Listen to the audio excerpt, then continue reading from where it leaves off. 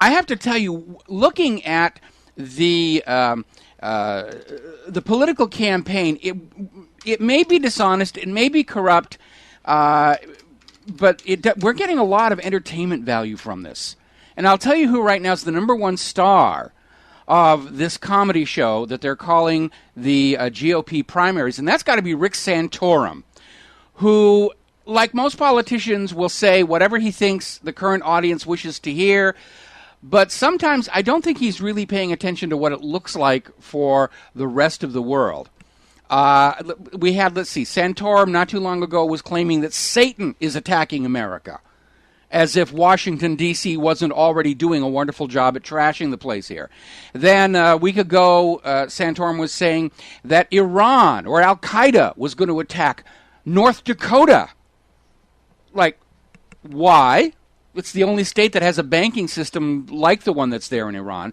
And then yesterday he was saying that there are Nazis in the White House, Nazis in Washington, D.C., and he's standing up opposed to them. And then finally this one came down today. Rick Santorum is actually said Obama is helping Iran to get the bomb. So Rick Santorum, if you're out there listening to the show, or if any of your associates are listening to the show, listen, I mean this in the best of all possible ways. No matter how much of a hurry you are in to get to these campaign speeches, please do not dry your hair in the microwave oven anymore. It's beginning to show. Now, on a more serious note, as you are probably aware, an inspection team from the International Atomic Energy Agency is now in Iran to basically do an inspection and make sure there's been no non-diversion of nuclear materials for weapons purposes. Now, we're getting this real big stink story. It's all over the media here, and I notice everywhere it's posted, they will not allow commenting because they know there's a big hole in the story, which I'm going to talk about here very, very quickly. But the gist of it is that the IAEA, once they were inside Iran, they requested permission to visit this military base. And the official story is the IAEA suspects there might be nuclear weapons activity on that base. And Iran said, no, you're not allowed to go there. It's classified, development. And they're trying to make a big stink that Iran is hiding something. They're denying access to the suspected Iran nuclear site. And they're trying to make a big deal. Ooh, bad Iran, bad Iran. You need to understand how the rules of the Nuclear Non-Proliferation Treaty are written and why. Under the terms of the Nuclear Non-Proliferation Treaty, all nuclear materials go into Iran are accounted for perfectly. And the IAEA, under the terms of the Nuclear Non-Proliferation Treaty, is allowed to go into Iran and inspect the nuclear materials to make sure there is no diversion. So far, so good. That's what they've found. There's nothing unaccounted for. Now, the Nuclear Non-Proliferation Treaty is not a blank license for the IAEA inspectors to go everywhere they want. Remember, back in Iraq, they were demanding to go into Saddam Hussein's bedroom, like he keeps an atomic bomb underneath his bed. And the reason for that is because nations do have secrets that they legitimately must guard from outsiders. It's called spying, it's called espionage.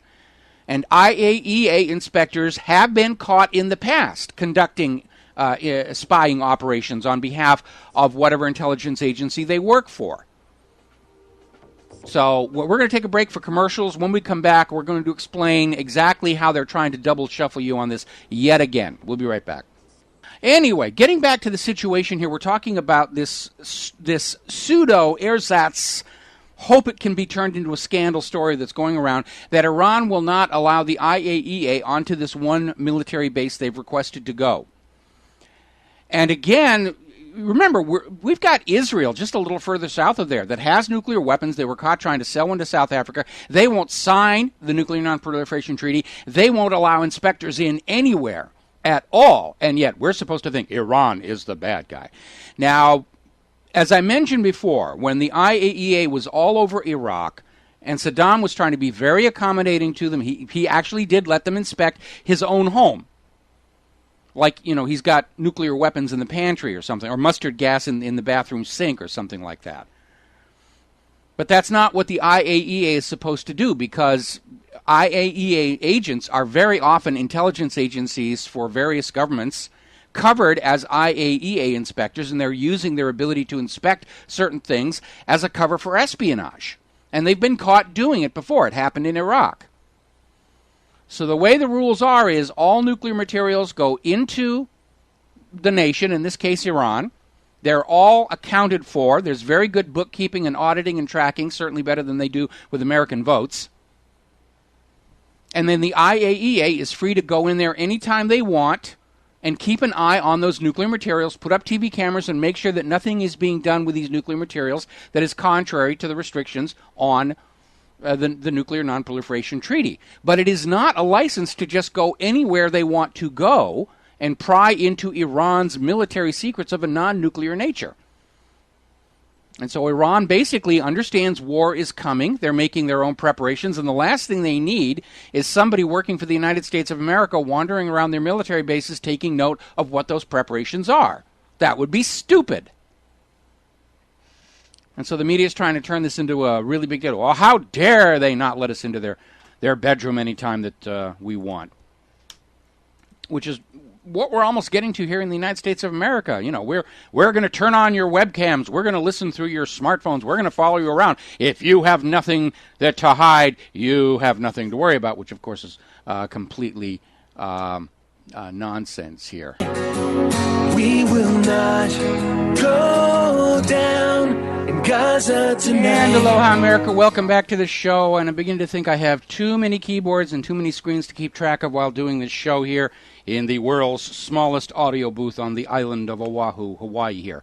Before we get back into the news here, somebody just wrote in on the email a reminder, basically confirming what I told you before. That we're talking about the situation where the IAEA requested permission to see this military base at Parchin in Iran. Iran said no, and the Western media is trying to turn this into a big, huge reason. We got to go bomb them. They wouldn't let us in to look at the stuff.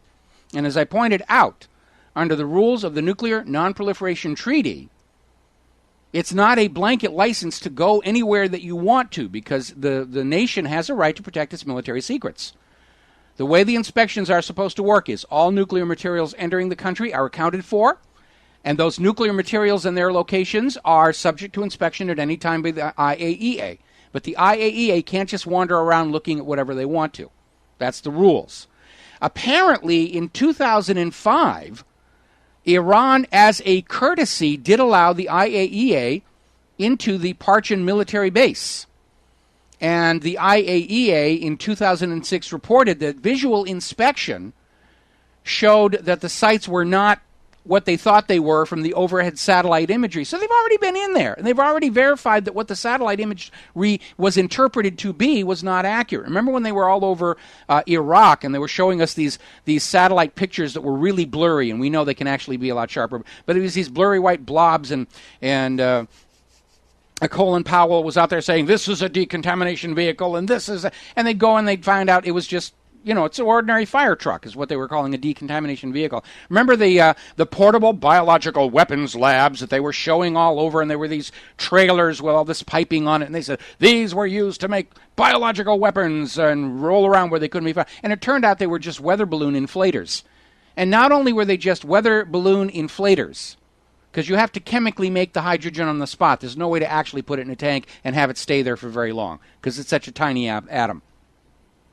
Not only were these balloon inflators, it was already known that's where they were, because Iraq bought them from Great Britain. It wasn't a new, exotic, top-secret piece of equipment. It was something that's kind of a standard. You go to Great Britain into their military supplies catalog, and you go to balloon inflators, and that's what you get. And they were trying to tell America they're mobile biological weapons laboratories. That's not what they are. It was just nothing but constant lies. Constant lies. Now, speaking of constant lies, one of the lies that we are constantly seeing waved at us is the claim that Ahmadinejad over in Iran made a comment about wiping Israel off the face of the map. Now, that translation was provided to us by an organization called MEMRI, M-E-M-R-I, And if you want to learn more about them, you can get online and Google selective memory, spelled MEMRI. Basically, memory is an Israeli intelligence propaganda operation that offers free translations of Middle East news articles to the Western press, but the translations are always skewed in Israel's favor. And in this case, what Ahmadinejad actually said in his speech was that because of its internal corruptions, Israel would vanish from the pages of history, which is a very different passive kind of observation. And by the way, it's one I agree with. But that's a very passive comment to make as opposed to the very directive, I'm going to wipe them off the face of the map. But that kind of bogus mistranslation is what is used to fan up the war. Now, and then the American media, the Western media said, oh, how dare he? He's the new Hitler. We've got to go kill him. Now, this last weekend, in response to a school bus accident that killed 10 Arab children, injured 40 of them, Benjamin Netanyahu, on his own Facebook page, made a comment that he wished death to all the Arabs. Nobody paid any attention in the American media. If Ahmadinejad is alleged to say, wipe Israel off the map, it's headline news. When Netanyahu on his own Facebook page wishes death to all Arabs, business as usual. Not worth talking about.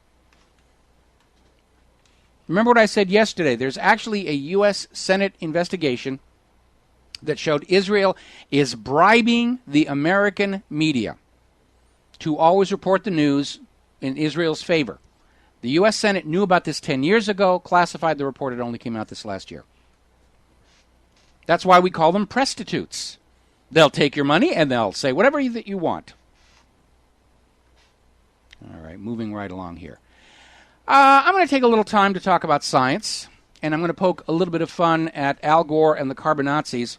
As you're probably hearing, there's been serious problems with ice and snow. It's a very, very hard winter over in Europe. The Danube River briefly froze over. And despite all the talk about global warming and carbon dioxide, and you've got to pay a carbon tax, and we've got to have a global environmental authority, the reality is all of their predictions and prognostications are wrong. They don't know what they're talking about. They don't really care. The goal isn't to actually determine whether the world is getting hotter or colder. It's to trick you out of your money and your obedience. Remember what I said about government's only ability to have power over you is their willingness to lie to you and their ability to get away with it because the media isn't double-checking on them. That's what we're doing here over at Republic Broadcasting.